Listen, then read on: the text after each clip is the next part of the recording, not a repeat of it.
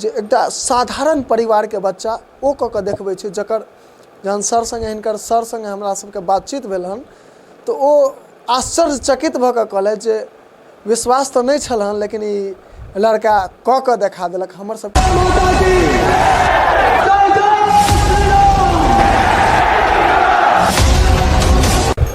जय मिथिला स्वागत कर रहल छी जागू मैथिल में। लगातार पंचायत चुनाव के संग संग इंटरमीडिएट के 23 तारीख के जखन रिजल्ट निकलले तकरा बाद से हम सब लगातार अहाँ सबके बीच 400 से अधिक अंक आने वाला तमाम बच्चा सब संगे बातचीत कऽ के अपने सबके बीच रखबाक प्रयास कर रहल छी।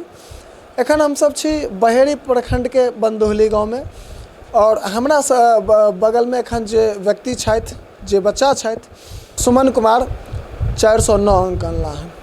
हालांकि जखन हिनकर शिक्षक संगे हमरा सबके बात भेल हन तो एकटा बहुत नीक बात कहलथि हन जे बच्चा से एहि प्रकार के उम्मीद कम छल हन से बच्चा ई कऽ के देखेलक या ई सबसे बड़का बात छै और हेबाक चाही। यदि सरप्राइज अगर अहाँ नहीं दऽ सकलिए तहन फिर की मजा छै। जीवन में किछु ने किछु एहन कऽ दियौ जे चीज के आदमी के विश्वास नहीं हेबाक चाही और ओ कऽ के देखा दियौ तो सामने वाला के कहऽ पड़े जे ना उम्मीद तो नहीं छल लेकिन ई बंदा कऽ के देखेलक। एहने बात एहिठमा भेलैया। सबसे पहले सुमन अपन चाहब जे परिचय दऽ दी। हमर नाम भेल सुमन कुमार, पिताजी के नाम भेल दिनकर पंडित, घर भेल बंडोहली, प्रखंड बहेड़ी, जिला दरभंगा। पढ़ाई के संगे चूँकि सब बात बेराबेरी करैत रह, पढ़ाई के संगे अहाँ के केहन रुचि छलन शुरू से? पढ़ाई के संगे हमरा बहुत रुचि छलखिन रहे। पढ़ाई से हमरा मतलब निक लागे छल पढ़ाई में, वैसे लगाव बढ़िया छलखिन रहे। कौन सब्जेक्ट में अहाँ के कतेक अंक आयल हन? मैथ में 98 आयल हन, तकर बाद हिंदी में 81, फिजिक्स में 81, केमिस्ट्री में 79, तकर बाद इंग्लिश में 70 आयल हन।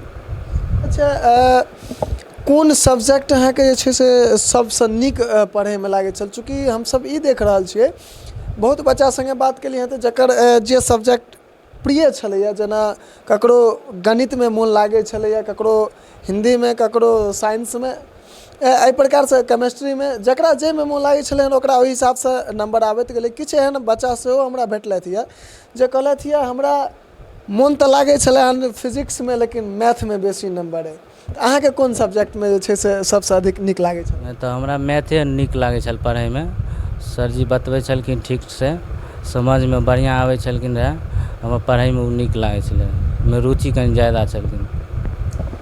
कौन सर अहाँ के जे छै से सबसे नीक जकाँ पढ़बै छलथि या? सब सर अपना बैठ सब ठीक ठाक पढ़बै छलखिन रहे। जे सर दै छलखिन रहे पढ़ै लए सब पढ़ै छलिए, रिवाइज करै छलिए।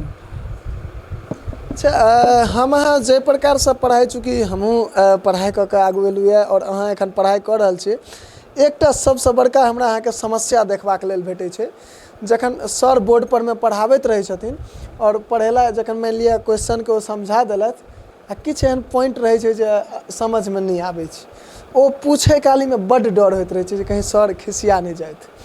तऽ की एहि प्रकार के डर अहूँ संगे छलै हन? डर छलै रहे लेकिन ओके डाउट जब होइ छलै तो पूछि लै छलिए रहे। धीरे धीरे डर सब हटि गेलै, जब पढ़ऽ लगलिए धीरे धीरे सरजी से घुल मिल गेलिए तो डर सब हटि गेलै। मतलब सर संगे पूरा घुल मिल गेलिए तकरा बाद एकदम निडर भऽ कऽ जे छै सवाल करै छलिए, सर बुझबै छलथि यऽ।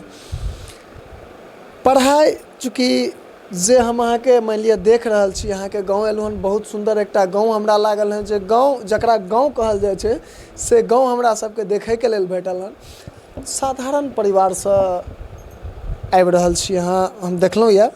एहि साधारण परिवार के संग संग पढ़ाई केनाइ बहुत कठिनता छै, चूँकि काज के संग संग जे छै से पढ़ाई केनाइ बहुत कठिन होइ छै साधारण व्यक्ति के लेल। चूँकि जे कनिक धनिक परिवार से आबै छथिन हुनकर बच्चा अहाँ देखबै दरभंगा पठा दै छथिन, दिल्ली पठा दै छथिन पढ़ै के लेल, लेकिन गाँव में जे बच्चा रहि के पढ़ै छै ओ बच्चा के घरक काजक संग संग पढ़ाई सेहो करऽ पड़ै छै और ताहि बीच में ओहि दुनू चीज के बीच में ओ अपना मनोरंजन के लेल, खेल के लेल सेहो समय निकालै छै। तऽ अहाँ के की पढ़ाई में मान लिअ घरक काज संग संग केना पढ़ाई करै छलियै? घरो काम करै छलियै रहए, पढ़बो करै छलियै। हम तऽ पहिला बात कहब से रहै छलियै बेहेरीमे रूम लऽ कऽ रहै छलियै, तऽ स्टडी करै छलियै। स्टडी कर अगर खेती बाड़ीके अगर समय आबै छलै रहए तऽ मम्मी पप्पा कॉल करै छलै तऽ हम आबै छलियै, खेती बाड़ी कऽ के ताहिके बाद फेर चलि जाइ छलियै। अच्छा, मतलब खेती बाड़ी अहाँ सेहो करै छलियै?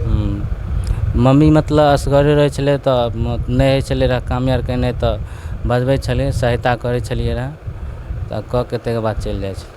अच्छा, खेलमे अहाँके केहन रुचि छलए? हम खेलनाइ आर 8मा से छोड़ि देलियै, ताहिके बाद हम कहियो नहि खेल आरमे हमरा रुचि ओतेक नहि यऽ। खेल संगे अहाँके रुचि नहि छलए, मतलब पिताजीके काजमे जे छै से हाथ बटाबै छलियै, खेती बाड़ीमे जे छै से ध्यान दै छलियै हन खेतीमे।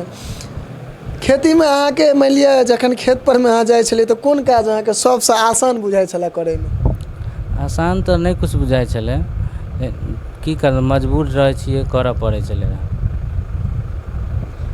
आगू अपन भविष्य अहाँ कई रूपमे देखऽ चाहै छी? जेना चूँकि आब समय आबि गेलै हन, कहल गेल छै जे 10माके बाद आदमी अपन भविष्य देख लै छै जे हमरा डॉक्टर बनबाक यऽ, इंजीनियर बनबाक यऽ, या IIT इंजीनियरमे या अकाउंटेंट बनबाक यऽ। सब अपन भविष्य जे छै से 10माके बाद निर्धारित कऽ लै छै, ताहिके अनुसार ओ अपन सब्जेक्ट चुनै छै। अहाँके कोन चीजमे जे छै से अहाँके बुझाइए जे हम एहिमे जाय चाहै छी आओर ई प्लानिंग कऽ कऽ अहाँ काज कऽ रहल छी? हम IIT इंजीनियर इएहमे जाय चाहै छी। IIT इंजीनियर बनऽ चाहै छी, तखने अहाँ जीवनमे किछु कऽ सकै छी। अगर अहाँ आग्रह करब जे वीडियोके अधिकसँ अधिक शेयर कऽ ली। एहिके संग जय मिथिला, जय हिन्द।